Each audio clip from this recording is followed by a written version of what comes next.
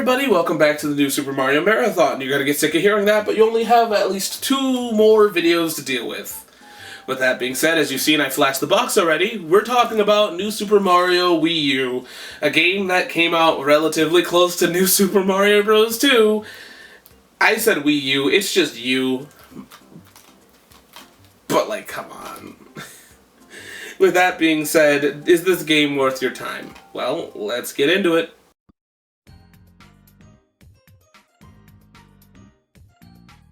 Hey everybody, welcome to my new segment, Gaming Anatomy, where I talk about old video game stuff that happens.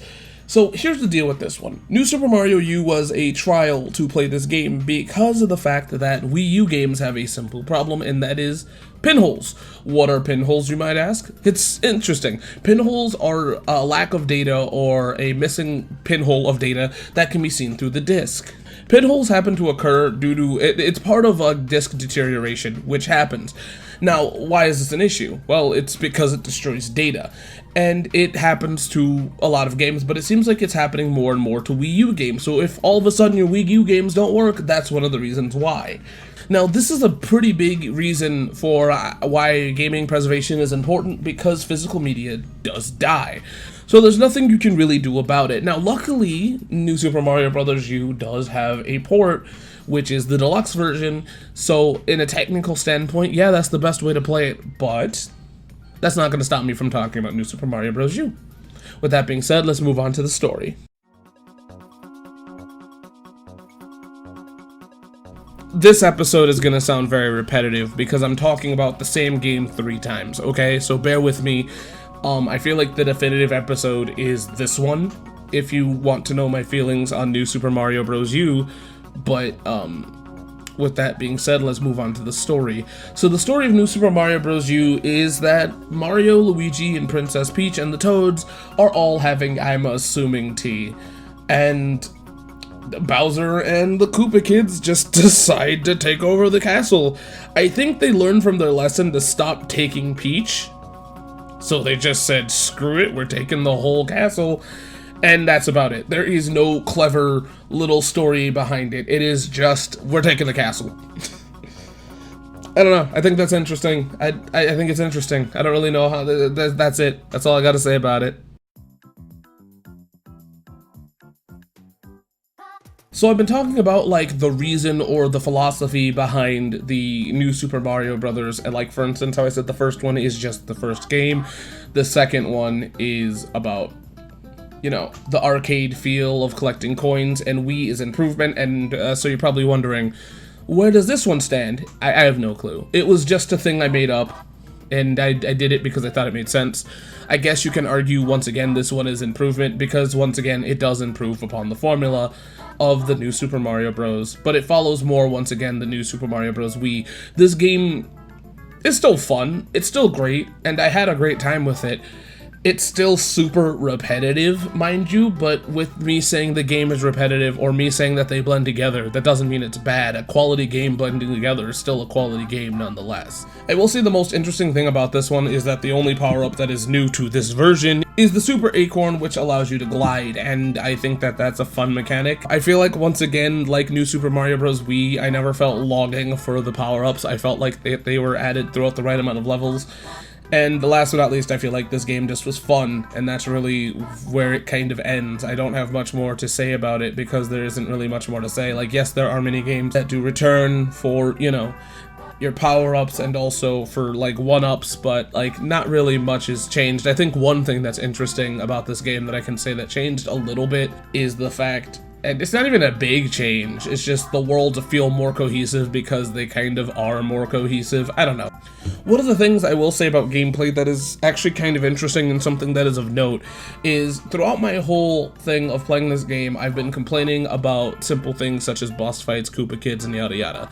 And I feel like this game finally hit the perfect happy medium. Not when I say perfect, I mean I'm giving them a lot of praise because it's still kind of the same problem, but it also isn't, so hey, I feel like this is more form versus function with my problem.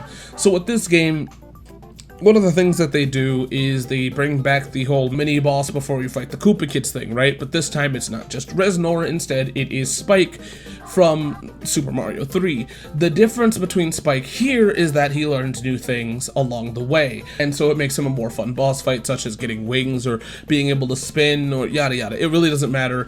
He's a different boss fight each time. Yes, the philosophy's still the same. Yes, you still hit him 3 or 4 times and he's done, but it's nice to kind of see the change that they had.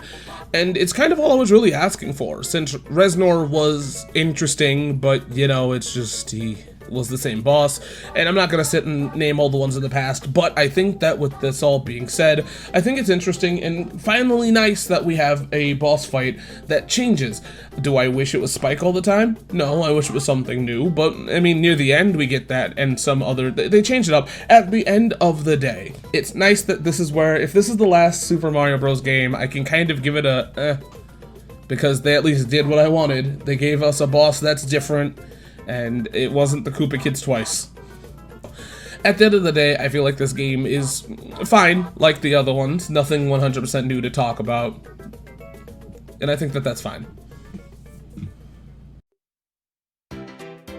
So this is where it gets interesting. I feel like this is the best looking new Super Mario Bros. Game, but that's also because it kind of is the one that's in HD, and I don't know, I feel like that there's a lot done well in this game. The backgrounds of New Super Mario Bros. Have always been good, but I feel like this one they went completely out of the way for, especially the painting themed one. That one's phenomenal, but I feel like everybody says that. At the end of the day, the backgrounds are the thing that makes this one's presentation fine. It looks good, you know. I can't say that it's one of those things of where you notice the backgrounds for a second, you go, huh, that's cool, but like it's not something you're gonna sit and think about for the rest of the day. Like the rest of the new Super Mario Bros. Games, it's one of those things of, yeah, that's cool that it's there, but like it doesn't really do anything. Outside of that, it looks good. That's it, nothing more. So New Super Mario Bros. U on its native console, the Wii U, will set you back 10 to 20 bucks, but one of the biggest issues with it is the fact that we do have what I said at the beginning of the episode, which are pinholes, which isn't a big issue through and through because some games will still run, but others won't, and that's an issue that I had. So it's kind of hard for me to say that this game's worth it, especially this version of it is worth it because of that simple fact of that you might be buying a game and it might not work. So I feel like at the end of the day, if you want to buy this game, make sure that your version is tested. The fact that I've went through 3 or 4 copies. Now, the pinholes might only be a problem for the Luigi U version too. And that might be it. That might just be it. It might be that version of the game, but I don't know. Because the original copy that I had first didn't have that game on it, so who knows. I think it might be more susceptible to Luigi U though, because I went through 2 of those copies and only 1 of U, but who knows. At the end of the day, I feel like it's hard for me to recommend this, and that's really it because of this version. Because of this, there is a Switch version, but that still goes for about $60, and the Switch version has Luigi U as well. And so with that being said, all in all, I can't recommend this game in the way that it is now. So unless like there's a way to fix pinholes, I don't know. It's really buy at your own risk. if you want a working version, buy the Switch version. That's all I can really say. With that being said, let's move on to the goods and the bads. I mean, if you like New Super Mario Bros., this is your game. I don't know, I feel like it kind of gives off that same feeling that Wii gave, and I think that that's great, but at the end of the day, it's still the same game. And part of me takes comfort in that, right? Because it's the same game, and I kind of, at this point, near the end of my journey, I kind of enjoy the fact that it is the same game because I will never get bored. If I want to play New Super Mario Bros., I will always get a slightly different experience because the power-ups are slightly different, and I don't know, I just kind of enjoy that. I also like the challenges within this game. It's interesting to have that, and also Miiverse was cool when it was around. It's not anymore, but hey, you know what? I don't know, it was still cool. I feel like all in all, when it comes to New Super Mario Bros. U, it's nothing spectacular, but I feel like that's better than it just being bad, right? So, I don't know, I feel like it's good, but it's the same old kind of good. A little bit comforting, but also frustrating. It's the same game? I don't know, I feel like there's not really much bad with this franchise, right? I guess the thing that's bad with this franchise is something that is majorly uncontrollable now, so like complaining about it is stupid. The fact that this game came out like within months of 2 is frustrating. But I don't know. I feel like I don't know. I don't know. I feel like I can find some kind of bad, but I just don't care. I have 2 more games to go technically, so I'm not going to sit here and nitpick. All I can say is that it's good, and that's about it. And I feel like that might be conceived as bad because there's nothing really to say about it. It's New Super Mario, and I feel like artistically, right, that's bad. But from a company that's trying to make money, who cares? So, is New Super Mario Bros. U, I'll get it right one time, is New Super Mario Bros. U worth playing today? The answer is technically. See, this is where we get into a weird technical point, right? Where I feel like the answer is it worth playing? I think if you like New Super Mario Bros. Wii, yes. But also, this version's hard to play.